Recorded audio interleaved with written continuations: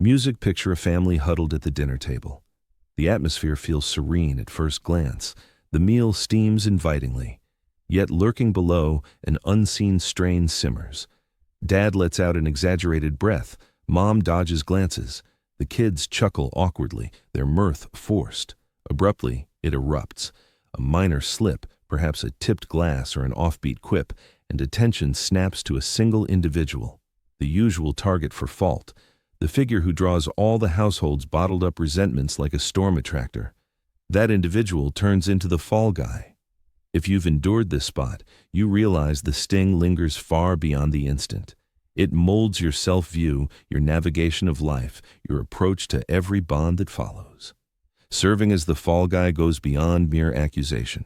It means being shoved into an unwanted part in the drama. Music. This fall guy position doesn't emerge randomly.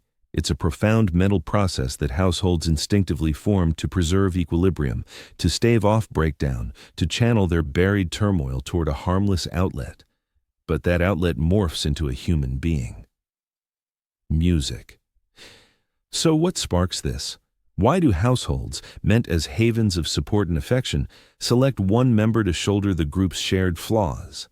That's the puzzle we'll unpack together now, and I guarantee, once we're through, this motif will stick with you indelibly. Because this is my takeaway.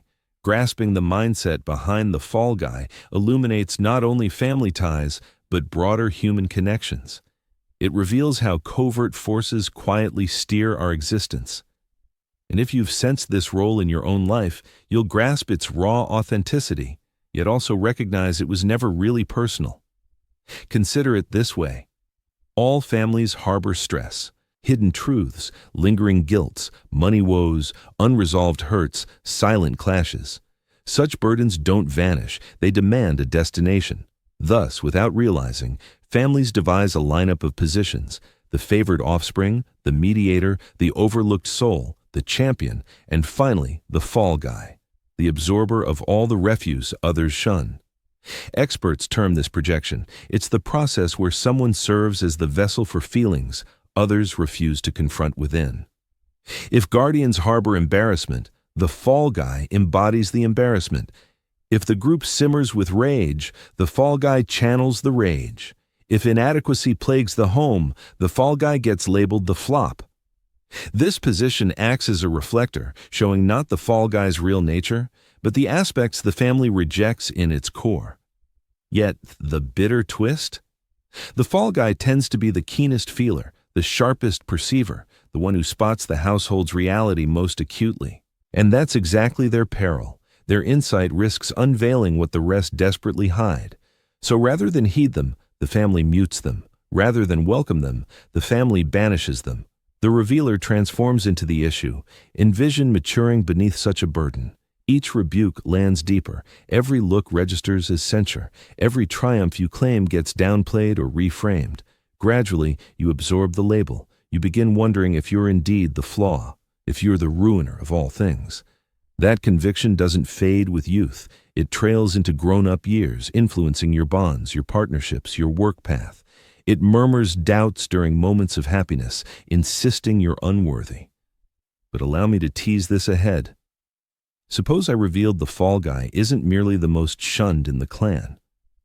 What if they hold an unexpected edge, the greatest potential strength? That latent power concealed in this harsh slot eludes the others. Keep that in mind. We'll circle back shortly. Meanwhile, let's delve further into the mental framework. A key idea involves household equilibrium. Like any setup, families yearn for steadiness. Even toxic steadiness trumps upheaval. Thus, when disputes flare, rather than tackle the core, families shift the strain to one soul. The fall guy serves as the release mechanism. They're faulted not for real wrongdoing, but to safeguard the delicate harmony. It's akin to a performance where each performer follows cues. The favored one earns acclaim, the mediator eases tensions, and the fall guy takes the hits. All fulfill their functions, keeping the tale flowing. But the sorrow? The fall guy didn't select this script. It's foisted upon them, and altering the storyline proves excruciatingly tough. If scapegoating has marked your experience, you recognize that sense of erasure. You might voice your reality loudly, yet ears stay closed. You might clarify your aims, yet trust evades you. You could don't aim for flawlessness, though. Perfection won't shield you anyway. The position isn't defined by your actions, it's shaped by the demands the family places on you. Still, there's an overlooked aspect here. Typically, the scapegoat turns out to be the most well-adjusted person in the family dynamic. How come? They're the individual who rejects the collective pretense. They're the one shouldering the darkness that everyone else avoids confronting. They're the one uncovering the injury, even if it's done without full awareness. In this sense, the scapegoat serves as both the sufferer and the restorer. But consider this question. If you've experienced being scapegoated before, did you observe the pattern repeating? How it creeps into your professional settings, social circles, or even intimate partnerships? That's far from accidental. The pattern embeds itself deeply. Your autonomic responses, your view of yourself, your feelings of value, all adapt to foresee criticism and prepare for dismissal. Unknowingly, you enter fresh environments already on guard against it. Yet, this is where things turn fascinating. Studies on family structures reveal that the scapegoat frequently emerges as the breaker of the loop. What's behind that? Anguish transforms into motivation. The outcast evolves into the explorer. The shunned figure turns into the revealer of realities. And the very burden that once overwhelmed you propels your path to recovery. Earlier, I mentioned a concealed strength within the scapegoat's position, and now I'll unveil it. The scapegoat holds perception. They perceive what escapes others' notice. They sense what others suppress. Although this insight marks them as the focal point of blame within their home, it evolves into their boon beyond it. They cultivate toughness, understanding, and instinct. They grow into those who enter spaces and detect the unsaid tensions. They transform into creators of artwork, narrators of tales, compassionate guides, and piercers of deceptions. Naturally, such evolution doesn't occur on its own. It demands therapy, introspection, and frequently prolonged efforts to dismantle old habits. But the capacity exists. That's precisely why, if you've occupied the scapegoat spot, I need you to absorb these words. You're not damaged. You're not the issue. You're the reflector, compelled to bear the images of others' unresolved issues. And today, you hold the power to choose, continue holding it up, or finally release it. Before diving into strategies for the scapegoat's recovery, though, we must delve into another dimension of this narrative. Not all families select their scapegoat identically. At times, it's the eldest offspring, other times, the youngest, occasionally the one who appears or reasons uniquely, or who resists fitting in. The designation can even fluctuate, one sibling today, another tomorrow, yet it always uncovers profound truths about the family's concealed scars. And as we wrap up this initial segment, I offer you this intriguing thought to ponder. Suppose the scapegoat's assignment isn't arbitrary whatsoever. Imagine the child selected for this role is picked exactly because they possess traits the family dreads acknowledging. What if assuming the scapegoat mantle proves you're not frail, but inherently the most resilient? What if the scapegoat isn't picked at random? What if the bearer of the family's accusations is designated due to mirroring back elements the family finds intolerable? This is my conviction now. Households, much like people, harbor shadows, unseen facets they refuse to acknowledge. Frequently, the scapegoat manifests or highlights that shadow. Perhaps they're unusually attuned, and the family recoils from fragility. Perhaps they're defiant, and the family abhors challenge. Perhaps they're forthright, and the family shuns honesty. Put differently, the scapegoat becomes the canvas where the family casts their deepest self-dreads. It's seldom frailty that designates someone as scapegoat. More often, it's fortitude.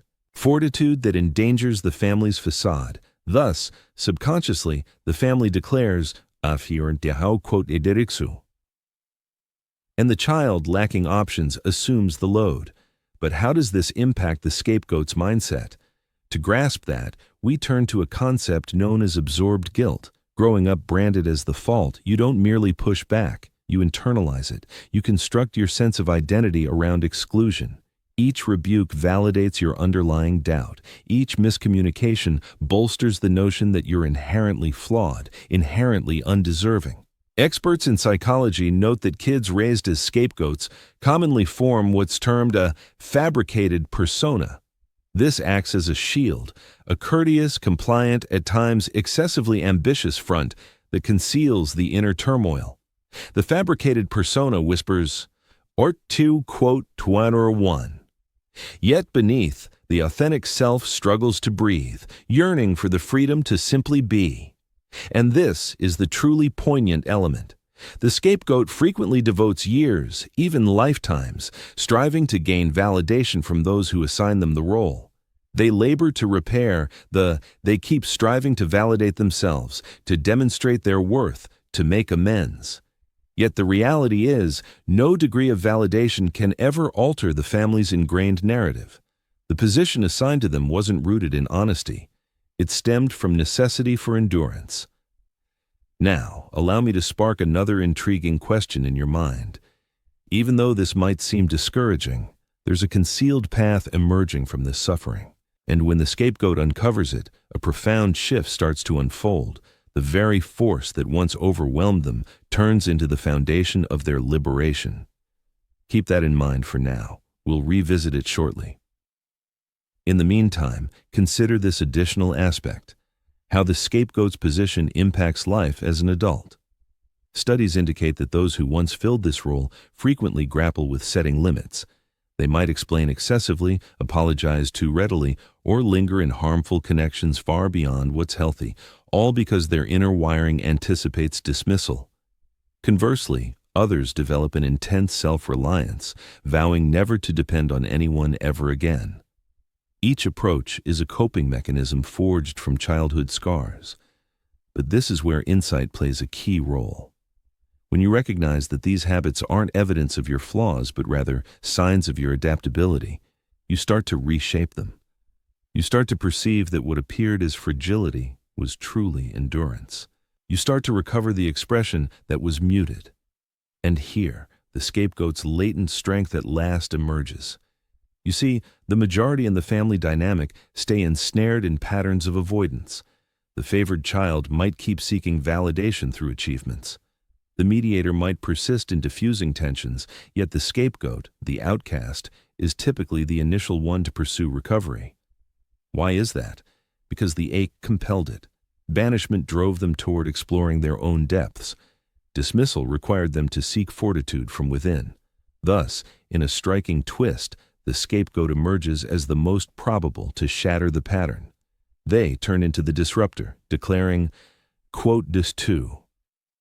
They evolve into the individual who delves into mental health, counseling, limits, and inner growth. They become the one bold enough to confront the family's hidden flaws directly and to decline handing them down. Pause and reflect on that. The person accused of every fault ends up reshaping the entire landscape. That's the concealed treasure of the scapegoat. And if you've occupied that space, listen closely to this. The hardship you faced doesn't determine who you are, but the fortitude it instilled certainly can. Now, returning to that path I alluded to before, the scapegoat's recovery ignites the instant they grasp that the accusations were never truly theirs. It was deflection. It was redirection. It was the family's method of coping. Once that clicks, you can start detaching from the label. You can start wondering, who am I beyond this persona? What passions do I hold not to validate anything, but because they're genuinely my own? What bonds feel secure, not from constant caution, but from the liberty to be authentic? That's the effort involved. That's the journey. And it's rarely straightforward. It's usually chaotic, brimming with sorrow over time squandered, fury at the unfairness, bewilderment over your true self. Yet amid that chaos lies renewal. For being the scapegoat means being thrust into isolation. But isolation is frequently the cradle of change. Recall every legend, every tale, every protagonist's odyssey. The figure expelled is the one who returns bearing insight. Perhaps that's the profound essence of the scapegoat, not merely to endure agony, but to stir awake, not just to bear the family's darkness, but to ultimately convert it into illumination. But let me end with one last contemplation. If you've ever sensed yourself as the scapegoat, misjudged, faulted, cast aside, I urge you to hold on to this truth. You aren't shaped by the tale your family spun about you. You aren't the issue they thrust upon you. You are the observer of what they couldn't face. You are the feeler of what they couldn't tolerate. And through that, you possess an inner richness, a toughness, a sharpness that nobody can strip away. You might have been the scapegoat, but that doesn't have to seal your fate. Your fate can involve turning that suffering into insight, to forge genuine ties, not staged ones, to amplify your voice where it was once hushed, to exist not as an echo of another's darkness, but as the realization of your own radiance. And perhaps the ultimate boon of the scapegoat lies here. Deep in your core, you understand the weight of bearing what's not yours, which also means you grasp the profound relief of setting it aside at last.